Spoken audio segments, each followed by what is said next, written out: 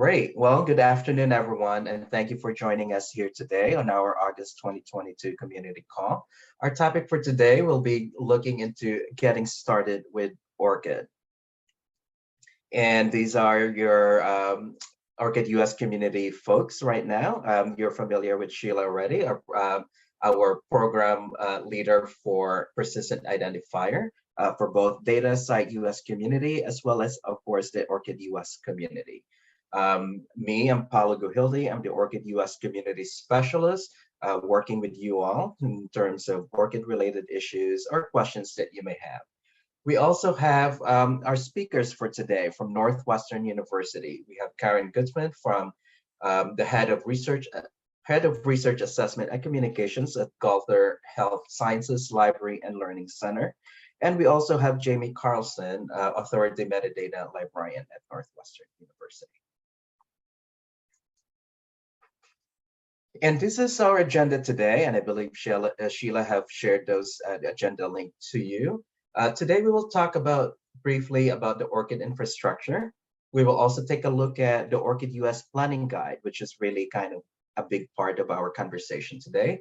And Sheila will also walk through on the ORCID member portal for you all. And of course, we will have a case study from Northwestern University with Karen and Jamie. And after that, we will open it up to a Q&A and discussion. All right, so I'm going to start. Basically, the question is that what is ORCID? So it's a good way for us to kind of learn the foundation of ORCID and what it is all about. So that way we can kind of understand how we want to move forward and plan ORCID in our institution. So with this, and I think most of you are probably familiar with a lot of these things. So what is ORCID? There are three components of ORCID. The first two are probably the ones that we are really, on a day-to-day basis, we are kind of aware of. The first one is the ORCID ID, which is the persistent identifier for individuals. And that is available to everyone free of charge. So you can sign up on ORCID and easily get an ORCID ID. And that's free to everyone. It takes about 30 seconds or less to register. There's also the ORCID record, which is our second component. And that's the sort of like what we would see in ORCID record, where the employment, education, and we can kind of take a look at that in a little bit. And finally, our third component is our API, or the application programming interfaces. The API is the one that's going to be available for you, basically, to connect your local systems to the different to your different local systems. So connecting your ORCID, your local systems to ORCID, and having that exchange of information between the two.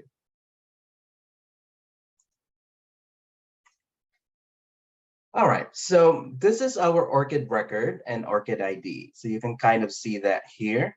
What you will see is the ORCID ID here, which is really your 60 digits persistent identifier. And that is a URL as well. So you can actually click on that and it will take you to the individual or the researcher's ORCID record, which is what we would see here. So the ORCID record itself, we all know that it's got information about our employment, education, invited positions, membership, funding, research resources, works, and peer review. So you can kind of see here on the right side of the screen, the breakdown of all of those things. So the first parts are really your affiliations. You can kind of then see that there are some sections that have a blue right here, like research resources and peer review in blue. So those are the two things that actually can only be added by institutions, such as, say, a university, for example, or a laboratory. The other ones can be added by the user, for example, manually. So that can be done on that side.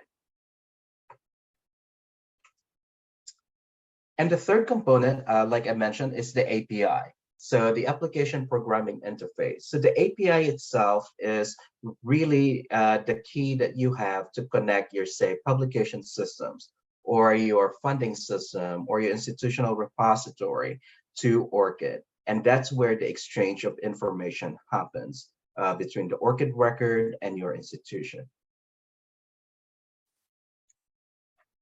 So the ORCID API, what does it do in a way?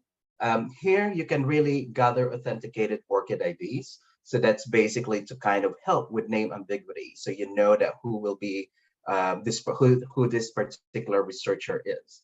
You can also read data from ORCID. So reading data from ORCID really kind of streamlines the information that you would get. So gathering that information and helps you to kind of put together any reports that you may want to do internally in your organizations, or how you want to present that, say, for example, to a faculty profile.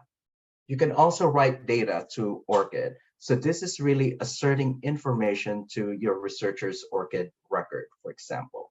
So with this, you could assert, say, employment information, or you could assert an activities or publications into the ORCID user. So with this kind of writing data to ORCID, you are providing a trustworthy, authoritative information into your researcher's ORCID record. Like I said, for employment, you can say that this person works at this university. So the source would be, say, University of Illinois, for example. And University of Illinois would become an authoritative source of that particular affiliation in somebody's ORCID record. Or you can also do all of the above. So you can gather authenticated ORCID IDs, you can read data from an ORCID record, or you can write data to an ORCID record. So all of that you can do with an ORCID API. And with that, it's really about saving the time, not just for the researcher, but also administratively on your side as an institution. And this is just kind of a graphic on how, basically a data kind of interchange between the researcher, the ORCID record, and say an institution or a publisher or a funder. So again, there's that interchange between reading data, writing data, or both at the same time.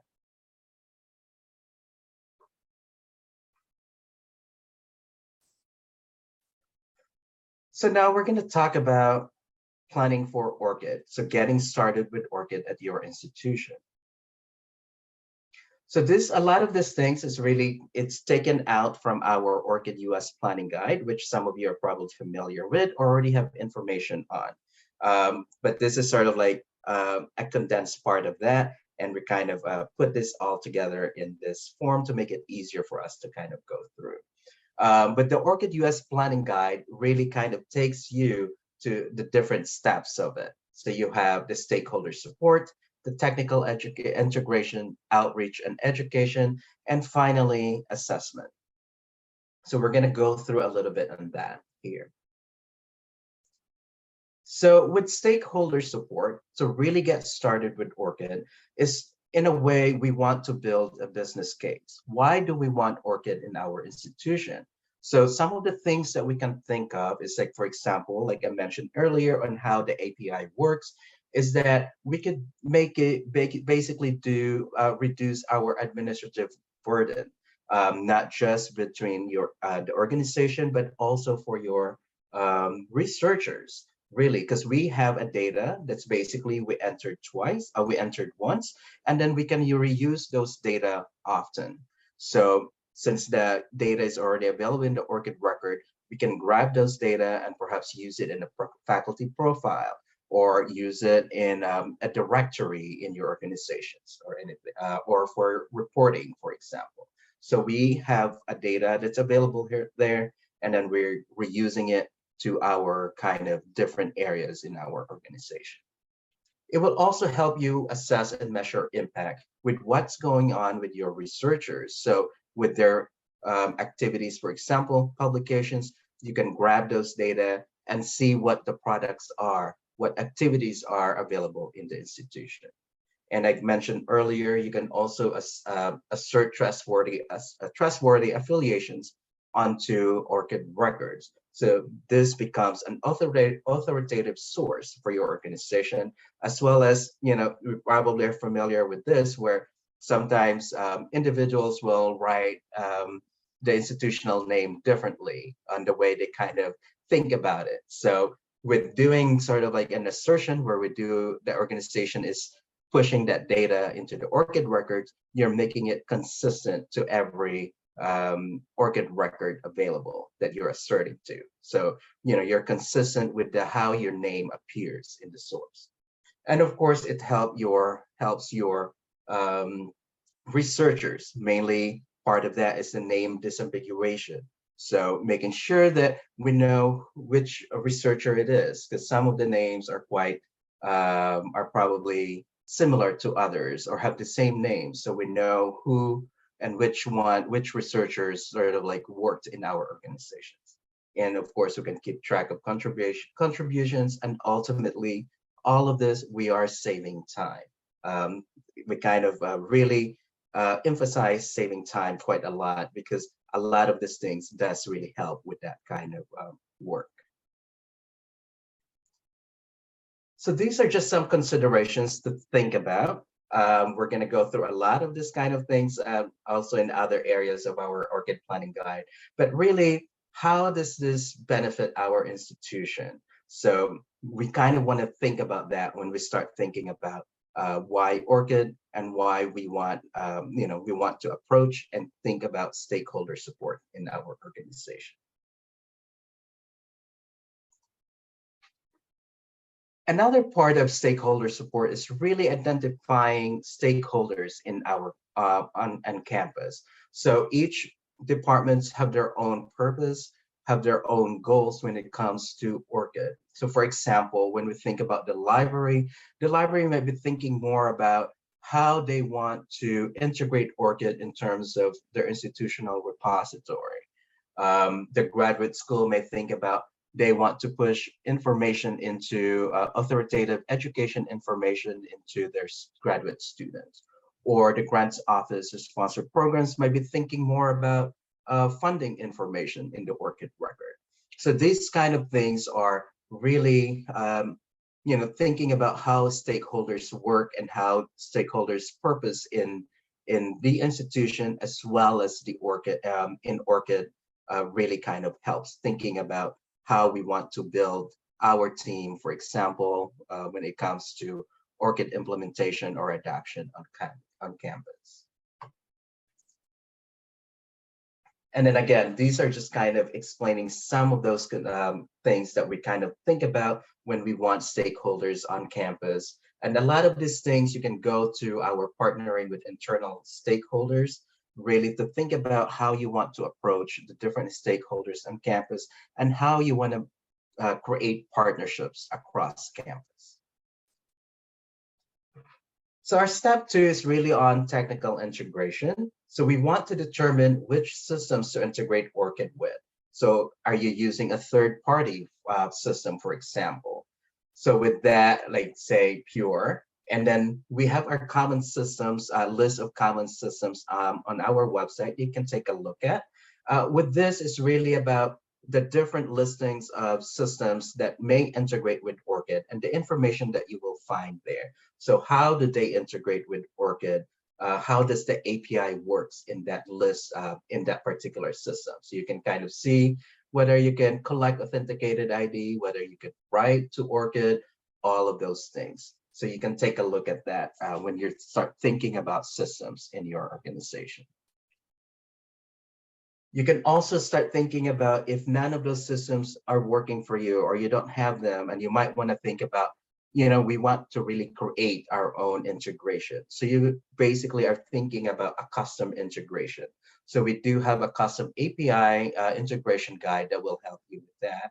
With this, it's kind of really just walks you through how an integration works and how your researchers connect to ORCID. So basically the idea is that you would have a front-facing web page that talks about ORCID, and people and your researchers can click on that and connect their ORCID ID to your integration. So with this, basically providing information on your researchers authorizing your particular custom integration to either read their data, or you could write data to ORCID, and all of those things that's related with the API. And of course, if you want to start working right away with ORCID and you don't have you don't have time to develop a custom integration, for example, or you don't have any systems that can currently integrate with ORCID, there is an option to do a built-in tool within the member portal called Affiliation Manager. With Affiliation Manager, you can easily basically assert affiliation data into your researcher or to your ORCID users on campus or to anyone else that you want to assert information to. So our affiliation information, so basically your education, your employment, invited positions, and all of those things. We will actually have an affiliation manager showcase in September, and we encourage you to attend it if you want to learn more about how affiliation manager works. And we will have some guest speakers as well on that showcase that will kind of give us information, use cases on how they basically use affiliation manager in their institution. So watch out for the invitation when that comes out, and hopefully we'll have that available to you soon.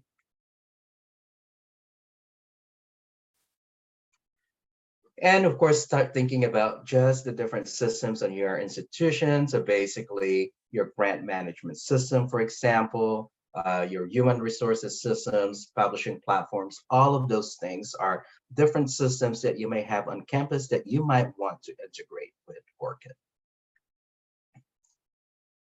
And these are just some of the considerations. Just keep in mind that you have 5 ORCID API with your membership with ORCID. Especially going through the ORCID US community, you automatically have that 5 premium ORCID API that you can use with your local systems. And these are just more considerations. The big takeaway of this is that you feel free to email Sheila and me when you have questions about this kind of thing, especially with technical integrations and how everything works. So you can always email us and talk more about it in depth via Zoom or a call or anything like that. So please reach out to us at any time. You can also, on technical integration, for something to consider, to take a look at is configuring your systems to work with the ORCID API. So of course, we're talking about making sure that you're using the OAuth 2.0, it's basically open authorization, and that you're securing your ORCID data in a secure database. And also making sure that you are consistent with user experience in basically presenting your ORCID to your organization. And you're communicating why you're collecting authenticated ORCID IDs and why you're using ORCID on campus. With that, here's a good example with University of Arizona, basically kind of giving you a layout of how to connect your ORCID ID to their institution, as well as why we're using ORCID and what's the purpose of this. And they have an information about an ORCID, University of Arizona being an ORCID member as well. And these are just our resources. So all of this we will definitely share with you all. The slide deck will be shared together with the recording, so you can kind of take a look at this resources and also in our ORCID US guides as well, planning guide. And step 3 is looking at outreach. So, all of those things, we have a technical integration, we have stakeholder support, we can do all of those things, but it would not help us as much. We would not be able to do as many things as we can without outreach and promotion to our researchers and to everyone on campus. So this would really want to raise awareness about ORCID, why you want to use ORCID. So the benefits of ORCID to your researcher. We also want to encourage researchers to create an ORCID ID and to basically connect their ORCID ID with the institution. So making sure that they're authorizing that connection to your integrations and to the organization. And we also, of course, want to promote ongoing recognition and the use of ORCID. So just continuing to do promotion and outreach throughout. And we have an outreach planning guide that you can also take a look at, kind of gives you ideas and basically all of these things, the messaging, strategies, and sharing with our community. And here's a good example of that, just kind of an example of basically a postcard from Temple University. So basically, why do you want to connect with ORCID, right? So some of our publishers does require ORCID, for example, an ORCID ID to publish. So you can kind of see that here. So researchers know that they need to have an ORCID ID to be able to either publish or say apply for a grant, and any other things. And these are just of the considerations to think about who your target audience are, who are you trying to reach out to on your campus, and all of those for research and promotion. Outreach and promotion. All right, I will pass it on to Sheila to talk more about the member portal. Great, thanks, Paolo. So the member portal, we're including that because it is relatively new. Just was implemented last summer. And if you're just getting started with ORCID, or if you're a new member, you might have a little bit of confusion around the member portal. But also it's a tool that can be used to help with assessment. So once you have gone through all the steps that Paolo mentioned, like getting your stakeholders on board, doing your API integrations with ORCID, and making sure your researchers know about ORCID, you might want to do a little bit of assessment to make sure your efforts are working. So for the member portal, all ORCID US community organizations have access to your own member portal for your organization. The main/voting contact for ORCID at your organization is the default owner of the member portal. So that person can add additional users or transfer ownership. And you can go online and see more information about the member portal. But Paolo, if you go to the next slide, just a brief overview. Your ORCID member portal includes access to 3 reports. You have your member report, which kind of shows you an overview of all of your ORCID activity in terms of your API integrations. So if you're not using the API yet, you're going to see a bunch of zeros there. And the member report will also show you like the number of ORCID IDs that have your institution's email address associated with them.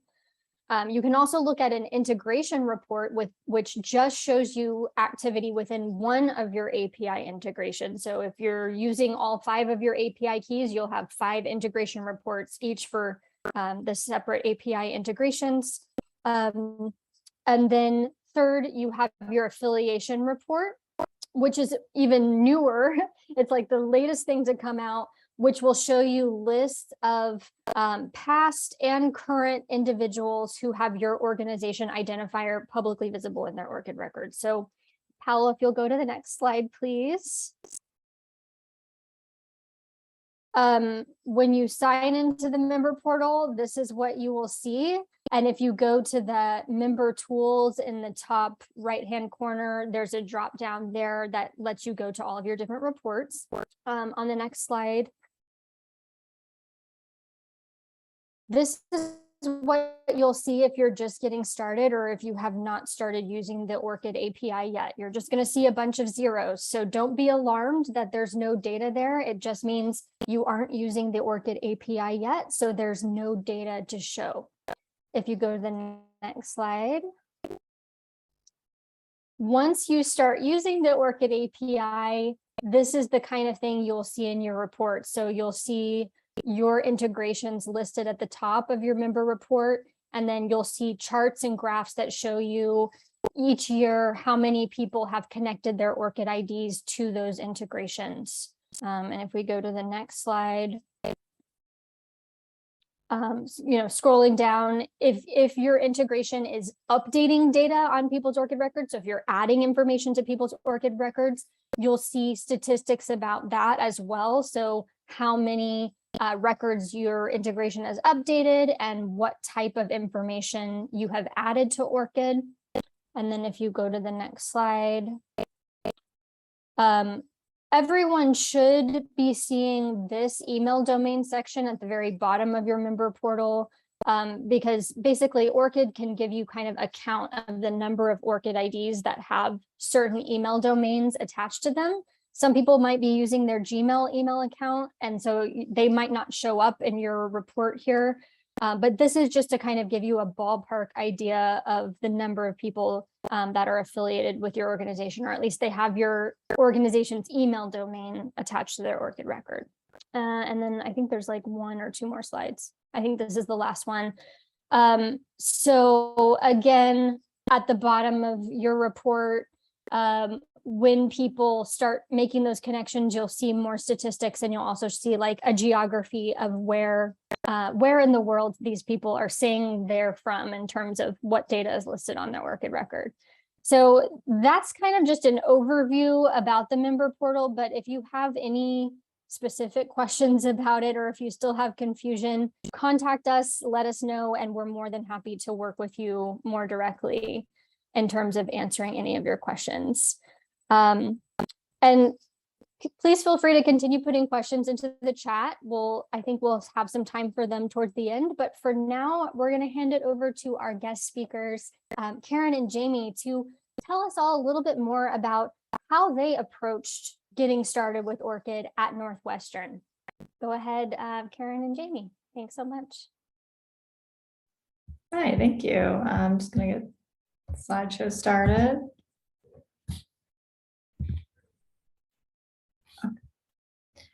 All right, hi everyone. Thank you for having us on the ORCID community call today. My name is Jamie Carlstone. I'm the Authority Metadata Librarian at Northwestern University Libraries. Karen, do you want to say hi? Yes, hello, I'm Karen Gutzman. I'm the head of research assessment and communications at the Health Sciences Library called Galter Health Sciences Library. Thank you especially to Sheila and Paulo for their guidance and support, and to the entire ORCID community for inspiring us to continue our work at Northwestern. So today we'd like to talk with you about the evolution of ORCID adoption at Northwestern University and some of the recent steps that we've taken to improve utilization of ORCID by our faculty, our staff, and our students. So one caveat that we have is that we are like in the middle of this process, so you're kind of catching this project halfway through.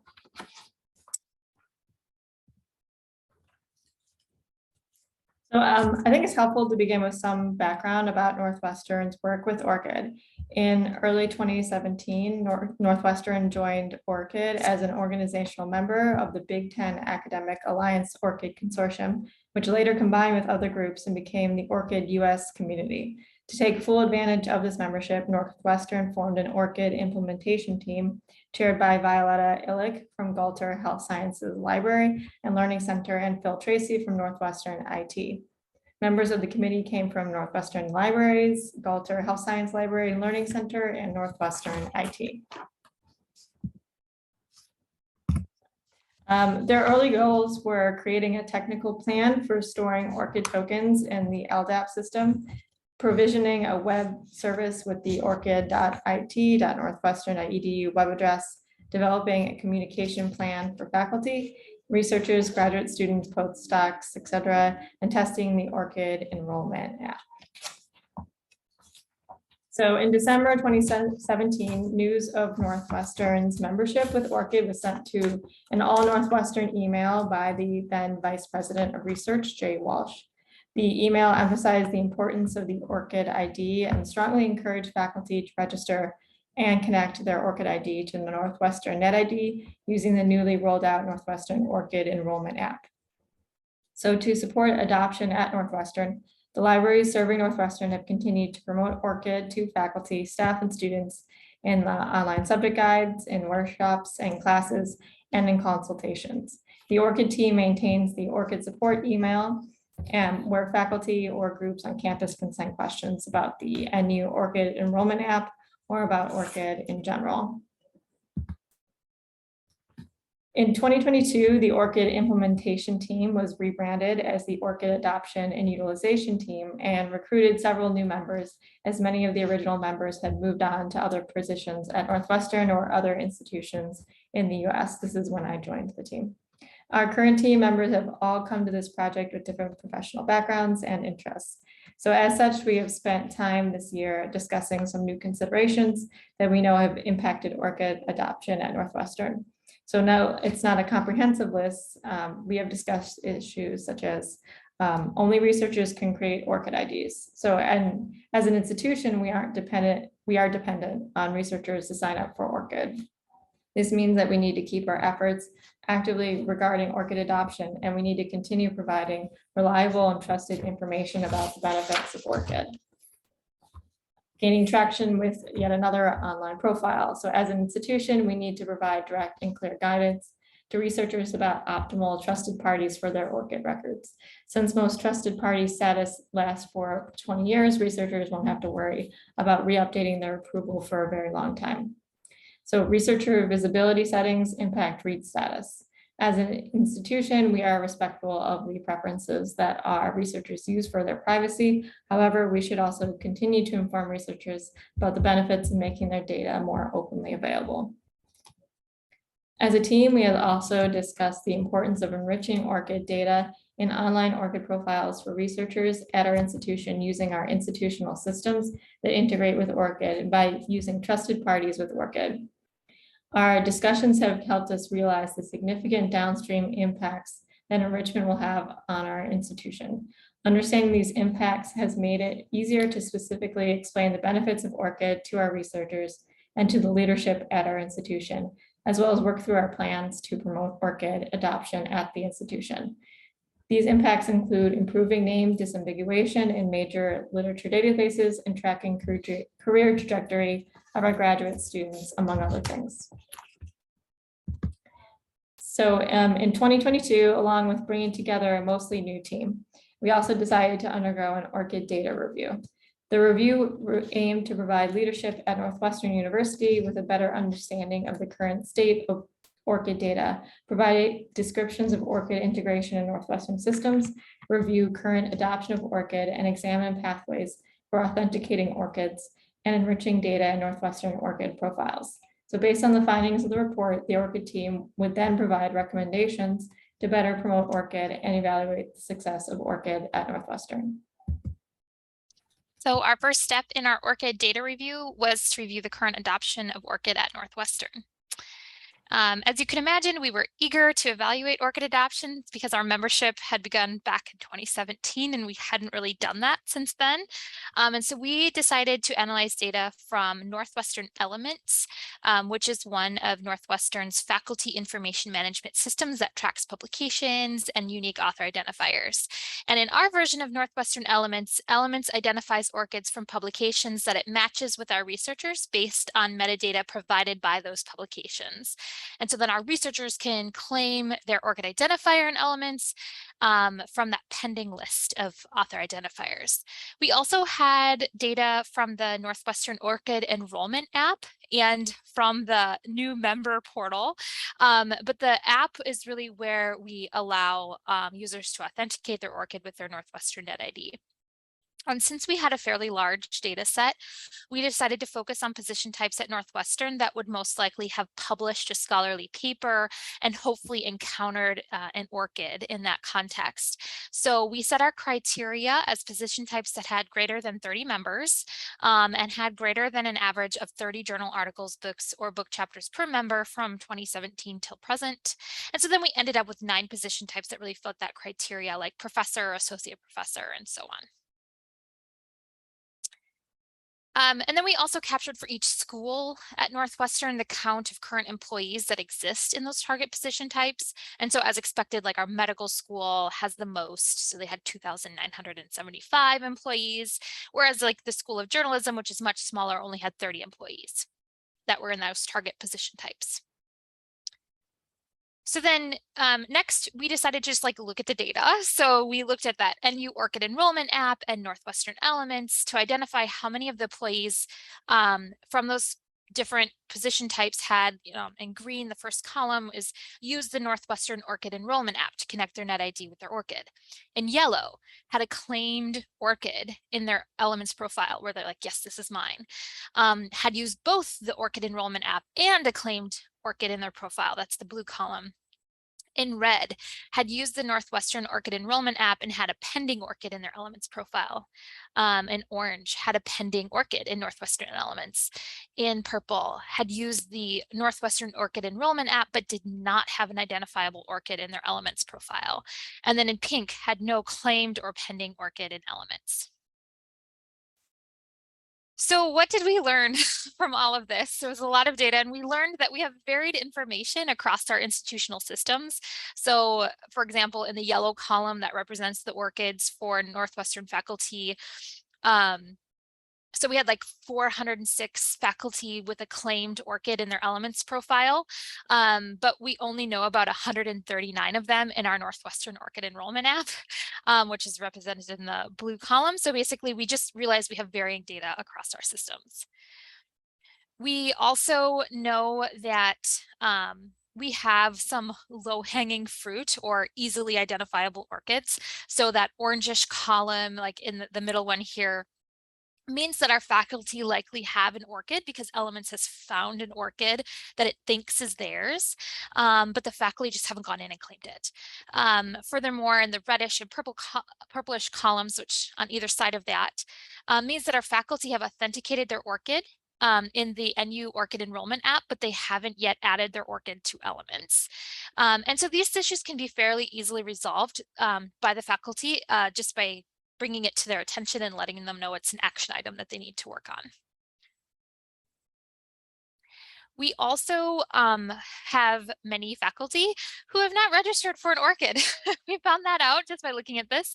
So that pinkish column represents faculty for whom we cannot identify an ORCID, and that's via Elements, which is kind of our biggest source of data.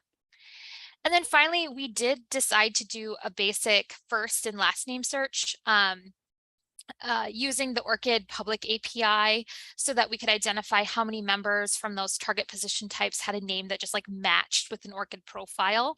But we didn't have it already in one of our ORCID systems. So in very rough terms, it let us know about how many people were missing ORCIDs in our institutional systems, but do have an ORCID that we should be aware of. So, and then finally, we used all of those rough numbers to identify how many of our employees in those target positions have an ORCID at all. So we see for Feinberg School of Medicine, about 48% of the people in our target populations have an ORCID, which means many don't. And so I think the numbers are a little smaller than what all of us had expected. And that just means we have a lot more work to do, especially in terms of outreach. So just our outreach, the way that we've been doing it, is probably not super effective, at least not in terms of like making sure we have adequate data in our systems. So then the second step in the ORCID data review was to examine Northwestern's extensive digital infrastructure, because we have a lot of systems at Northwestern's that they support: research administration, benchmarking, analytics, faculty information management, and bibliographic management. And many of the systems have acquired that trusted organization status of ORCID that allows them to integrate with the ORCID API, and so that their systems can connect with the ORCID registry and possibly read or write information to profiles. So once we created a solid list of systems at Northwestern, which actually took us a little bit of time, then we came up with like the types of information that we felt we needed to know about how their systems, those systems integrated with ORCID. And so then we emailed the vendors. So this was like between February and April. So we emailed the vendors or just the Northwestern product owners and asked them to help us like look at these pathways. And so we asked them some very specific questions, and I know you can't really read it, but it's the email that we sent is on this slide. So using the information that they've given to us, we created this table, and I apologize because there's actually an updated version of this table that Paulo and Sheila looked at for us, so that was really helpful. But using that information that they gave us, we were then able to identify specific characteristics for each system. We categorized them, so we were like, what is this? Is this a discovery system or a research administration management system or a research information management system?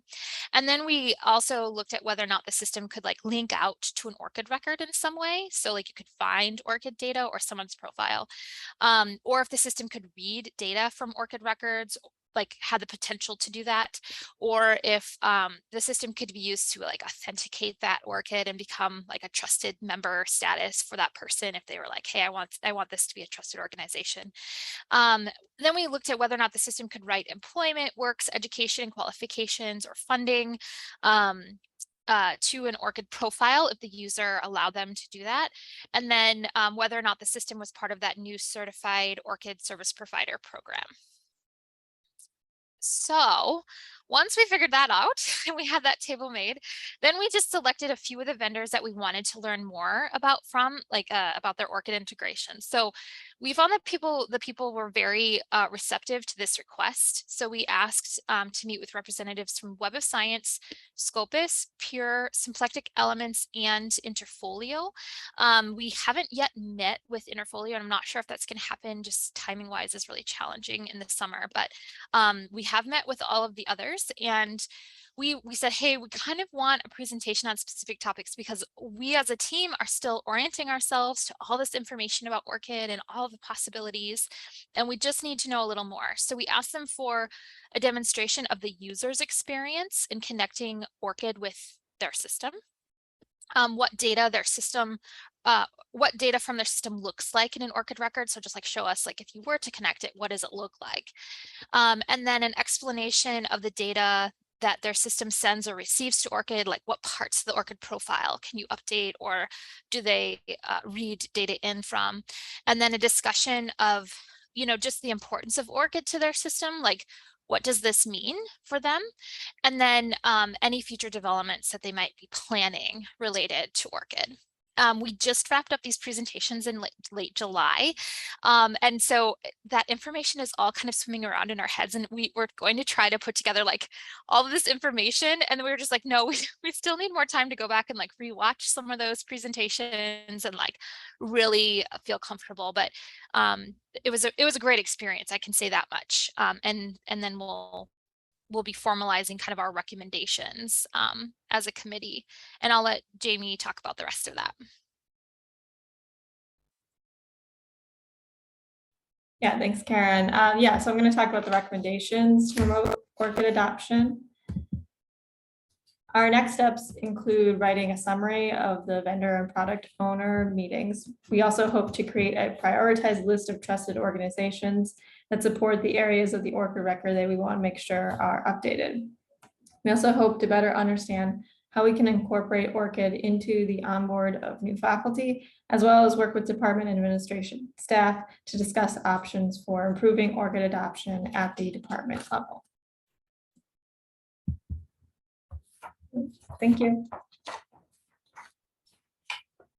Great. Thank you, Jamie and Karen. That was quite extensive, and it was wonderful to see. All right. Well, thank you so much. Well, does anyone have any questions? Feel free to write in the chat. I will also make sure to unmute everyone, and you should be able to talk as well. Sheila, do you have anything to add right now by any chance? I'll just say thank you so much, Karen and Jamie, for sharing what you've done.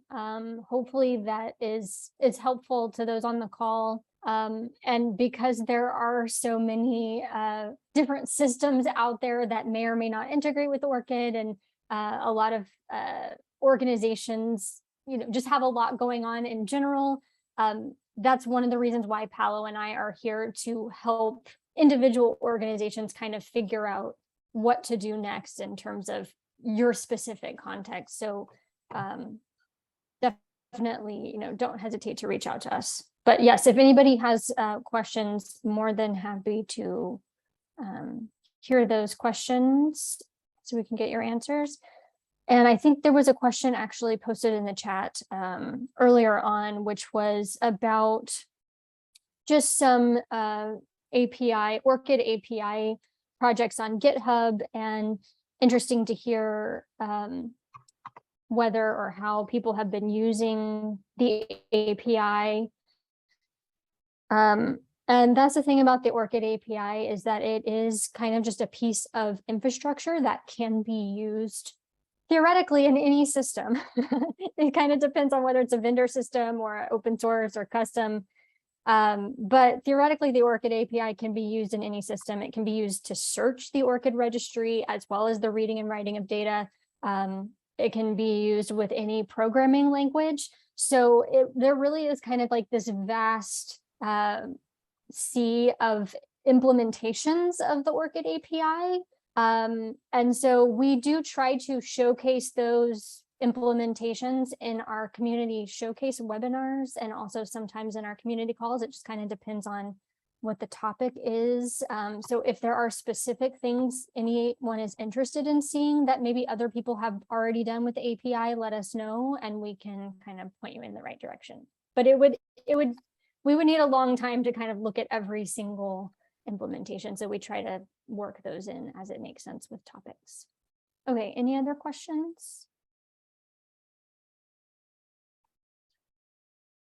I just added information as well, or a link to the certified ORCID or ORCID certified vendors. I think Jamie and Karen kind of talked a little bit about that. So feel free to take a look at that. But basically, currently ORCID has some vendors or systems that are certified, and you'll be able to basically just kind of request an API key and be able to get that up and running. And I think you should be able to unmute if you have any questions as well. I did want to, I think Timothy had a question that I thought was really good. Did duplicate ORCID profiles become an issue for your team? And so I have kind of, I looked at that and I thought, I don't know. We never really we haven't dug in that deep to see if we do have faculty who have created more than one ORCID profile, but since we were a part of the member community, I think at the point where we did not have any, it's not like when we came on board, ORCID had changed over to the individual people must create their own ORCID profiles. So we didn't have that period of time where like we were creating profiles for for our faculty. So it could be they have some like legacy profiles from other institutions that created them for them, and they have since come to Northwestern and created another ORCID profile. But we haven't looked into that. I will say that when we met with Symplectic Elements, they were very thoughtful, and probably because they are a certified ORCID certified vendor,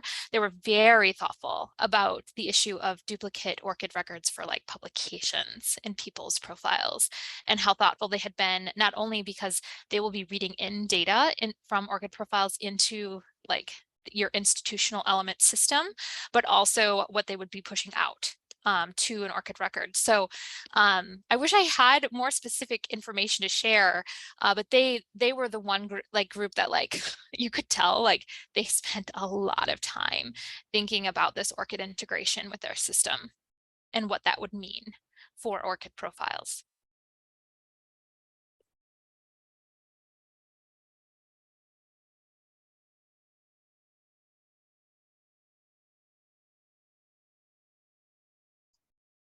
Any other questions, comments, ideas you would like to share?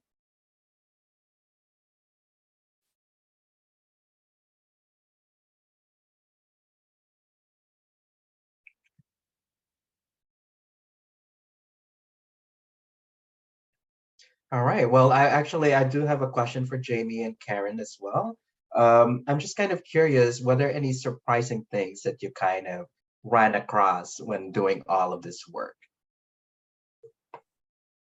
So I think because like our new ORCID team, we had a lot of people on the team that were like, oh, ORCID, it's a unique identifier, but maybe it didn't feel like they had any deeper understanding of that. And so in our discussions, it kind of was like, it was like orienting the team to all like this whole like ORCID isn't just like, okay, I've signed up, like there's more to it, right? Like we want to be able to enrich our ORCID author records with our institutional systems data that we consider like sources of truth, right? We want to be able to enrich those ORCIDs.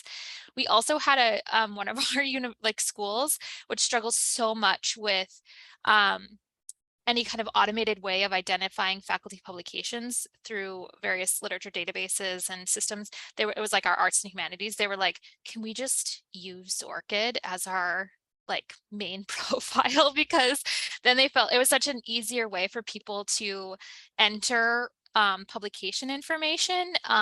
So we had a lot of conversations about just like almost conversations that I'm sure the earlier team had, but we almost had to come back to it together and be like, okay, maybe they talked about this years ago when they set up this integration, but here we are now rethinking all of this and rehashing these conversations, but in a good way. Like, what do we want ORCID to look like at Northwestern? And I can't say that we've come to any answers yet, but we're working on it. Like, we're really trying to figure out ways to improve adoption. And I think we're close, like we're getting there, like the momentum is there, at least on the team. So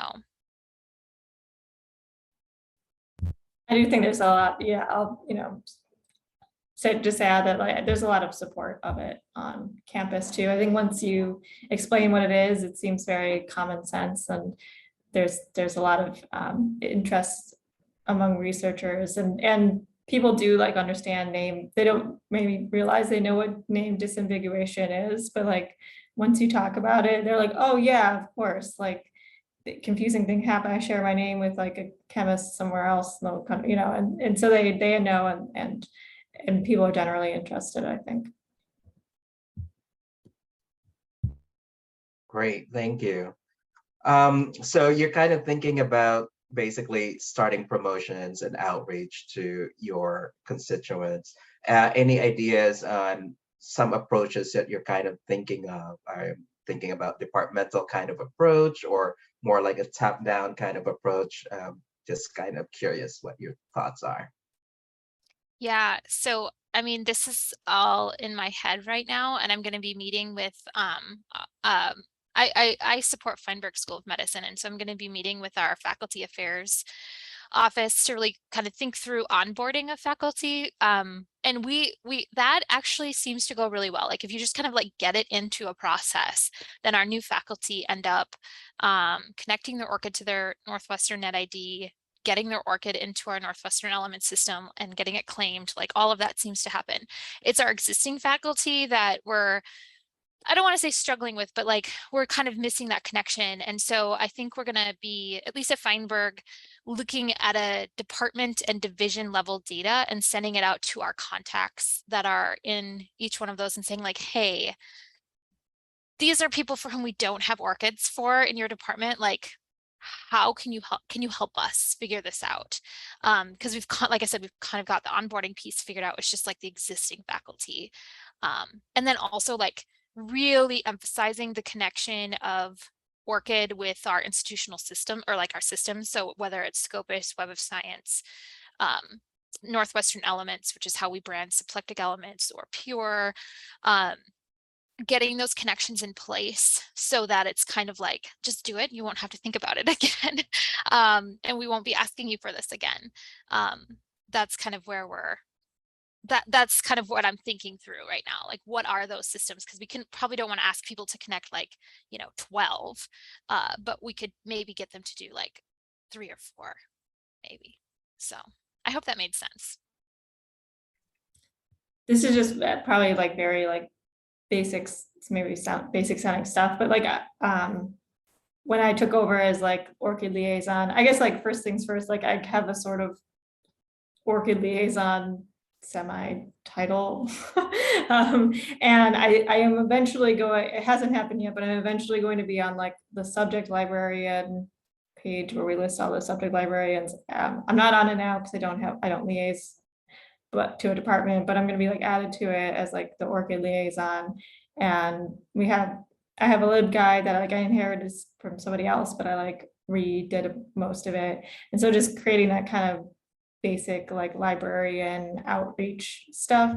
But I ultimately think the most effective thing might be like, can we put like sync your ORCID somewhere in like the faculty's like backend page where they set up their course stuff, like so that like it's just like bannered at the top or something. I feel like that would be like the most effective thing if it just was like in their face for for a few months when they start the school year.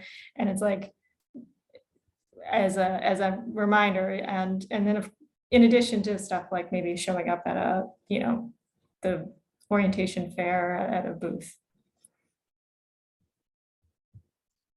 Great. That's wonderful. Any other questions, thoughts, or ideas? Sheila, do you have anything that you would like to add? I don't think so. I do think that the kind of situation at Northwestern where there has been like staff turnover and you've been ORCID members for a while, but now you have like new people that are getting on board, that is a really common situation at a lot of institutions, because there's going to be turnover, and it really does very much depend on like the individual people that are involved and their like support and buy-in, as well as like the actual systems that you're using. So there are a lot of factors that are very like unique and individualistic to your specific context at this given point in time. So just making sure everybody knows that. And with that said, don't hesitate to contact us for, more kind of specific guidance on, everyone on this call, your organization, and what you might, take as next steps. And it can be baby steps and it can be iterations, but we're here to help everyone kind of plan and get started and feel confident with that. So yeah, but thank you so much, Karen and Jamie, for sharing your case study, because it's really helpful to hear, what other people are doing and get ideas that way. And thank you so much, everyone, for joining us for this hour today. We'll share the recording out and the link to the notes and slides. And we look forward to hearing from all of you and hopefully seeing you all at future calls. Thank you Thanks all. so much. Have a great day, everyone. Thanks, Paolo. All right, bye. Bye. Thank you.